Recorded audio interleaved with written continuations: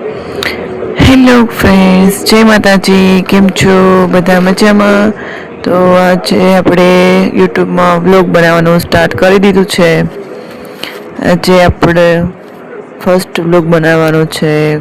તો આજે આપણે મશીને બેસી જવાનું છે. જો ડ્રેસ કટિંગ કરવાનો છે તો કટિંગ થઈ ગયું છે. તો ડ્રેસ તો સિવાઈ ગયો છે. હવે આપણે રસોઈ કરવા આવી ગયા છીએ. તો હવે આપણે શાક બનાવી નાખશું. પહેલાં કટિંગ કરી નાખશું. હવે આપણે શાક બનાવી નાખીએ.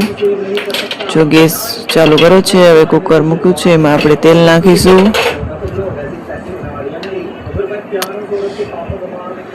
ચોળી બટાટાનું શાક છે આજે. કોને કોને ભાવે છે ચોળી બટાટાનું શાક? અમે તો જો આવી રીતે બનાવી છે. તમે કઈ રીતે બનાવો છો કોમેન્ટમાં. જો હવે તેલ આવી ગયું છે, આપણું ગરમ થઈ ગયું છે. તો આપણે જોઈ લઈએ.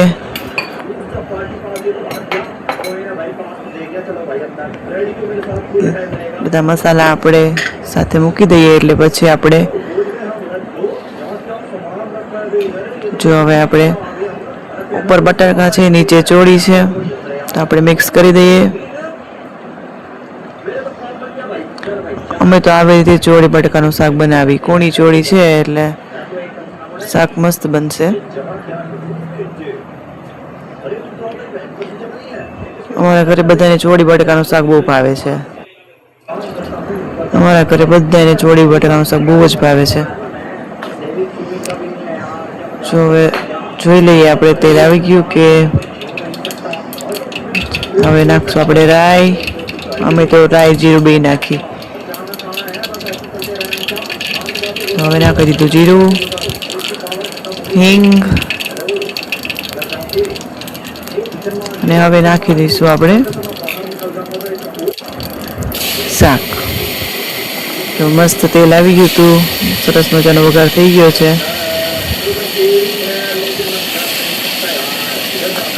ચોળી બટાકાના શાકમાં છે ને વઘાર સરસ બને એટલે શાક મસ્ત જ બને, તો જ સરસ લાગે.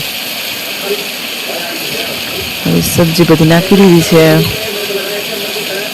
પછી આપણે મસાલા કરશું.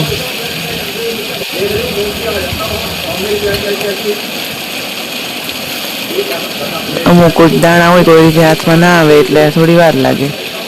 ચલો હવે આપણે હળદર નાખી દઈશું. પછી નાખીશું આપણે ધાણા જીરું. મસાલા ચડિયાતા હોય એટલે શાક મસ્ત મજા